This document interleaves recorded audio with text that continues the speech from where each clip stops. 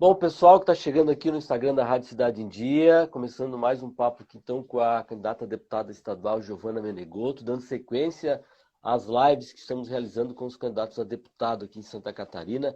Giovana Menegotto, muito obrigado aí por aceitar o convite. E eu começo sempre, para quem é candidato pela primeira vez, inclusive, né, que possa se apresentar um pouco aí para quem está entrando na live e dizer quem é, como é que chegou até aqui essa decisão de disputar uma eleição, Giovana. Ok. Bom dia, Rafael. Satisfação estar aqui. Bom dia aos ouvintes.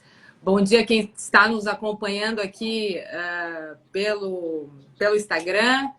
Então, deixa eu contar um pouquinho sobre a minha história. Eu sou Giovana Menegotto. Essa é a primeira vez que eu participo de uma eleição. Nasci em Tubarão, em 1972. Sou fonoaudióloga, advogada e professora. E as pessoas geralmente me perguntam, mas o que te fez, já que você tem uma vida estruturada e eu, Rafael, atendo como fonoaudióloga?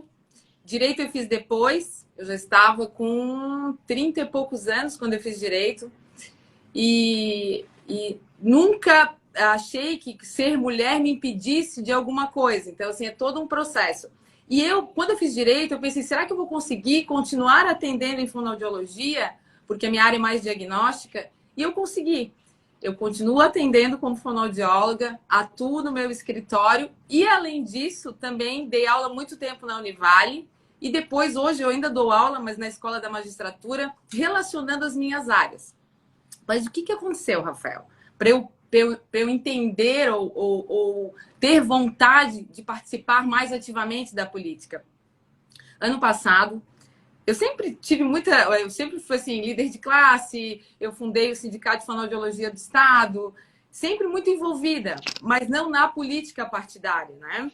Então, o que aconteceu? Ano passado, eu fui convidada para participar das eleições da OAB. E isso fez com que eu rodasse o Estado e a cada local eu me expusesse bastante, eu falasse muito sobre muitas pautas, claro, relacionadas à advocacia. Cada local que eu ia, algum político, alguém da área me chamava, né? Eu fui em Criciúma, me chamaram, eu fui em Blumenau, me chamavam e faziam a seguinte assertiva: você nunca pensou em participar da política? Você tem esse perfil e a política precisa de mulheres. E, claro, naquele momento, estava envolvida em uma outra situação. Eu falei, não, eu não quero me envolver. Porque o que você pensa, Rafael? Em família, né? A mulher tem essa questão da família, dos filhos. E eu tenho duas atividades, três, né? Considerando a docência. Então, eu falei, gente, eu não vou nem ter tempo para isso. Pois é, que hora que vai Mas... fazer a política, né? Oi, Que não hora que entendi. vai fazer política? Que hora que vai fazer política, né? Exatamente, exatamente. Mas comecei a estudar um pouco mais. E fui procurar que trâmite eu tinha que fazer para chegar a me candidatar. Eu não era filiada a partido, então faz menos de um ano que eu me filiei ao Progressistas. Porque fui procurar o partido que mais se relacionava com aquilo que é o meu entendimento, a minha forma de pensar. E aí começou o processo. Fui perguntar para pessoas que entendiam um pouco mais que eu, que estava estudando de política, eu fui estudar, inclusive, toda a questão da justiça eleitoral, o que eu deveria fazer. E foi assim que eu fiz. Aí eu falei, ó, a primeira coisa que eu vou fazer é me filiar, porque eu preciso me filiar para eu poder me candidatar se eu realmente definir, junto com a minha família, de que vou ser candidata. Porque isso gera uma série de renúncias, não é, Rafael? Então, me filiei, e aí depois, quando eu fui decidir, fiz isso. Sentei com a minha família e falei, olha, estou querendo encarar esse processo, porque eu acho que a gente precisa de mais mulheres, sim, porque a nossa representatividade é muito baixa. E a minha família me apoiou, meus amigos me apoiaram, todas as pessoas que trabalham comigo também, porque também fui conversar no escritório, na clínica, falei, olha, vai ser um período em que eu vou ter que me dedicar muito. E são muitas renúncias, né, Rafael? Então, da família e do trabalho e de tudo, assim. Mas continuo trabalhando, eu estou tocando a campanha junto com o trabalho, porque eu não tinha como deixar meus pacientes de lado, nem clientes, enfim. Então, eu estou tentando organizar, porque acho que mulher tem essa característica de gestão. A gente consegue fazer a gestão de muitas coisas e eu me organizo muito com o tempo para poder fazer isso. Então, essa é a primeira parte da minha fala e da minha história. Sim, percebo que suas propostas tem falado na importância da paridade, né, da paridade entre homens e mulheres. Eu quero aqui, antes, dar um abraço aqui para todo mundo que está aparecendo. A Gisela de Bem dizendo que hoje a transmissão tá boa. Eu arrumei um tripé, tá, Gisela? Eu estava tremendo muito, então eu arrumei um tripé para ficar melhor aqui também, tá?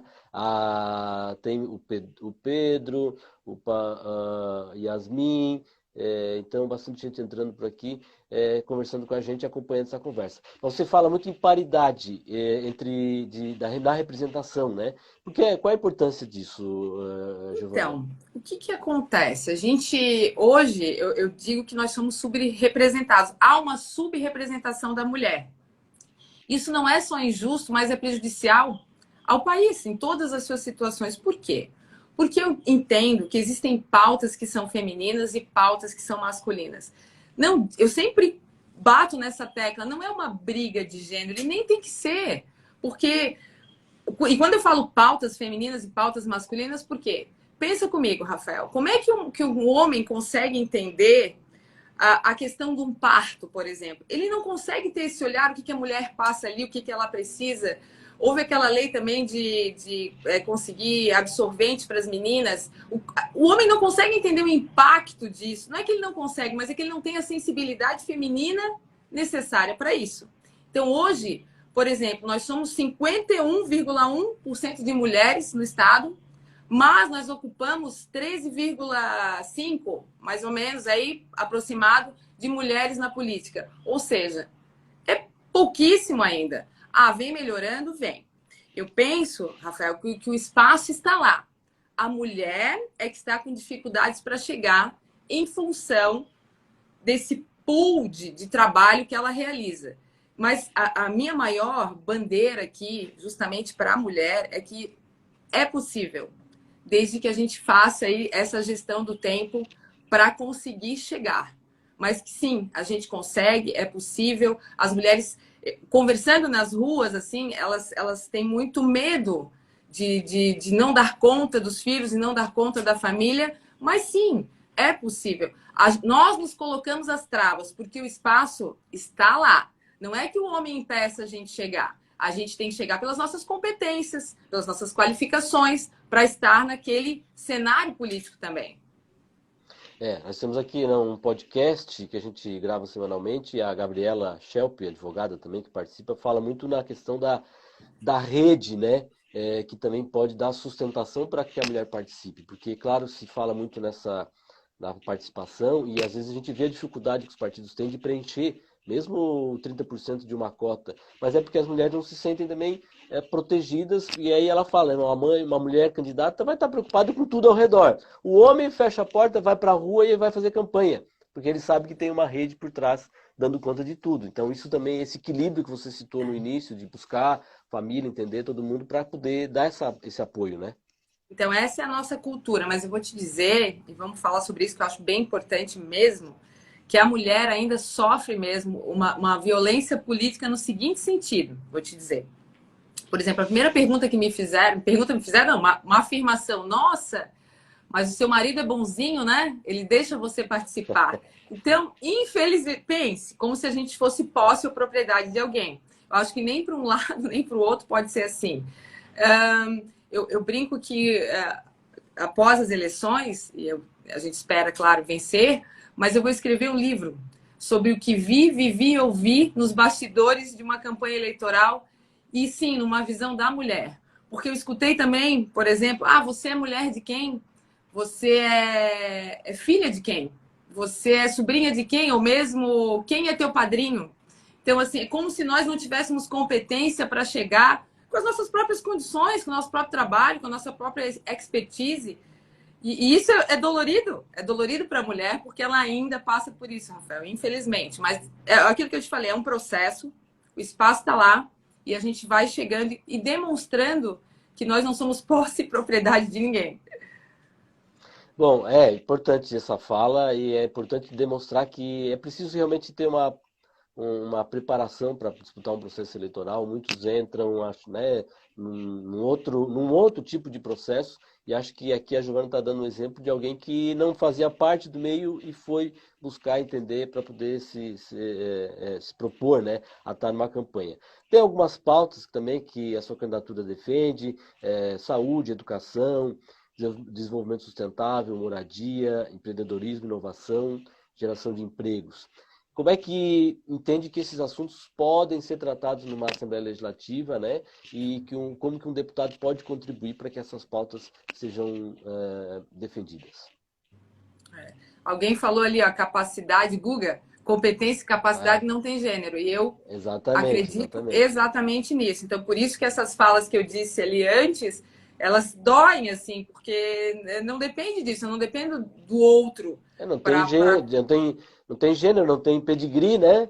Não Exatamente. porque é filho de alguém Exatamente. que já foi na política, não quer dizer que vai ser igual, pode ser melhor, até, né? Então, eu digo que eu venho para quebrar paradigmas nesse sentido, assim, porque as pessoas falam, nossa, mas não tem história na política, está chegando agora. Não tem... A gente sempre tem história na política, a política está na vida da gente todos os dias. Eu não tenho história na política partidária. E, claro, um incômodo pessoal e aquilo que eu vejo, especialmente nessa área sensível, que é a da saúde, me fez querer entrar, querer fazer algo além de que ficar na minha cadeira do meu consultório ou do meu escritório reclamando. Eu falei, se eu posso, eu tenho condições técnicas para isso, por que não?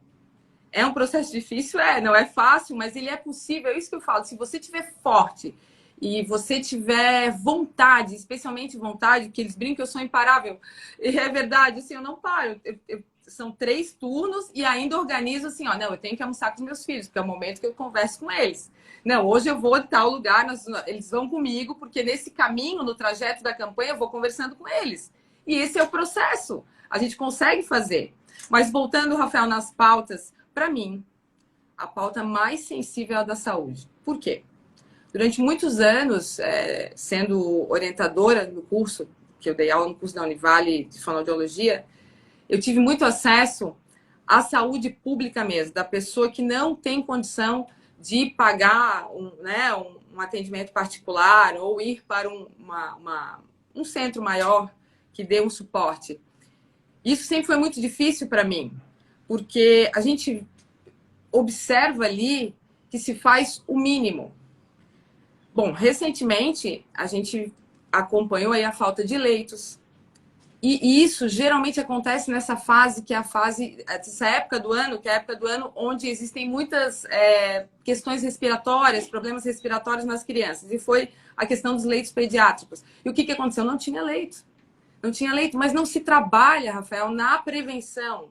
Não se trabalha a estimulação de vacina, não se trabalha a orientar esses pais como tratar essas infecções respiratórias para que elas não evoluam. E aí o que acontece?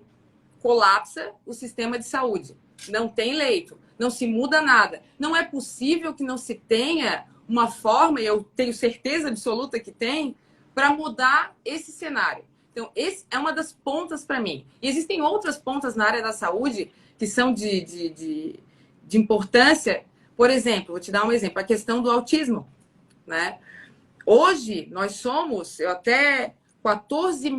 existem 14 mil autistas, né, com o diagnóstico de autismo no estado. Isso uma referência de julho de 21.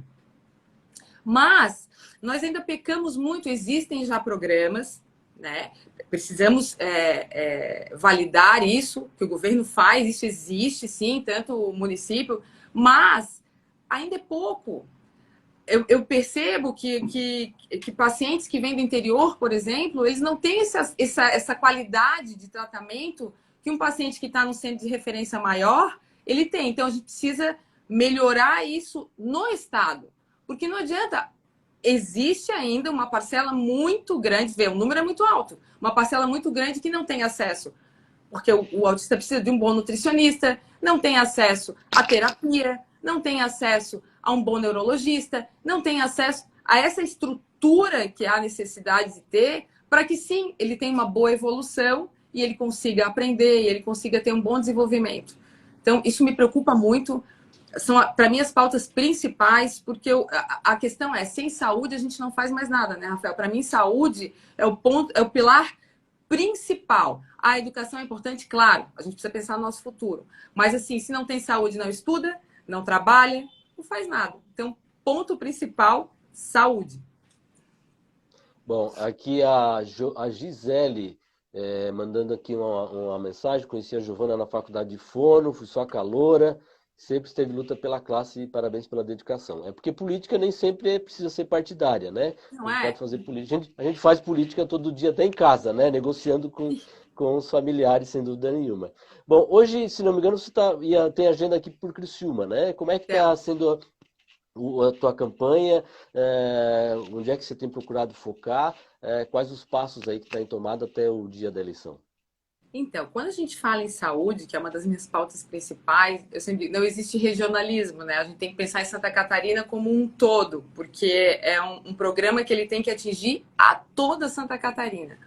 E por isso eu tenho andado muito assim para o sul, para o norte. Mas, claro, como eu sou de Tubarão, nasci em Tubarão, eu tenho uma vinculação muito forte com o sul do estado. Minha mãe, a família da minha mãe é de Tubarão e a do meu pai é do oeste. Então são duas pontas muito importantes assim na minha caminhada. Mas me criei meus filhos em Florianópolis, na grande Florianópolis. Então eu estou nesses três polos trabalhando mais fortemente, posso assim dizer, porque, claro, a minha inserção é maior nesses locais e é onde as pessoas conseguem me visualizar mais. Amanhã eu vou estar em Criciúma, porque temos aí um encontro da OAB, então vou encontrar colegas que já encontrei ano passado por conta dessa volta que eu dei em Santa Catarina. E tenho insistido muito nessas pautas que eu te falei. Mas uma outra pauta que eu quero te falar, que é bem importante para mim, e que eu trabalho com isso, é a questão do empreendedorismo. Porque se a gente não estimula o empreendedor, se a gente não estimula o empresário, o que acontece? Nós perdemos emprego, nós perdemos condições para as pessoas. Então, precisamos enxugar um pouco essa tributação e facilitar, desburocratizar, para que as pessoas não tenham medo de abrir seu próprio negócio também. Porque hoje tem medo, eu já tive um negócio. Eu sofri muito com o imposto. Aliás, quando eu tive esse meu negócio, eu abri um centro auditivo que revendia prótese auditiva, foi quando eu quis fazer direito. Porque apesar de vir de uma família toda de advogados, eu migrei para a área da saúde inicialmente. Quando eu montei meu próprio negócio, que eu entendi que eu precisava ter uma expertise muito maior, entender da lei, entender se estava correto aquilo que estava me cobrando, se não. E aí, por isso que eu te digo, assim, a minha facilidade, claro, lá na LESC, em relação a isso sou advogada, tenho sim uma facilidade maior pela própria profissão de compreender essa questão da lei, de pensar numa lei que seja realmente interpretada de forma adequada e que se coloque em prática. Perfeito. Giovana Menegotto, quero agradecer aqui a participação nas nossas lives aqui da Rádio Cidade em Dia, desejar aí sucesso na sua caminhada, né? E ficamos aqui à disposição para até uma próxima oportunidade, viu?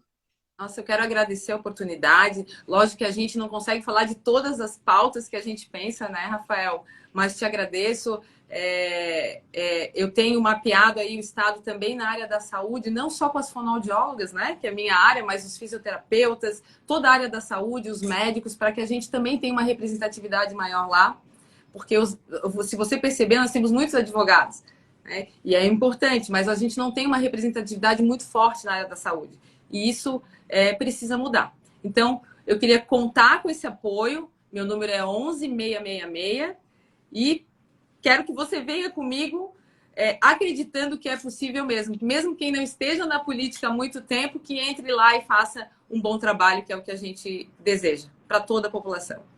Obrigada, Rafael. Legal, Obrigada. legal. Obrigado mais uma vez. Essa entrevista vai ficar aqui no nosso Instagram e daqui a pouquinho também vai para o YouTube dos canais aqui da Rádio Cidade em Dia. Fica lá disponível para quem quiser acompanhar. E a gente volta na segunda-feira com mais lives aqui com os nossos candidatos, viu? Bom fim de semana a Bom fim de todos. semana. Obrigado. Tudo Tchau. de bom.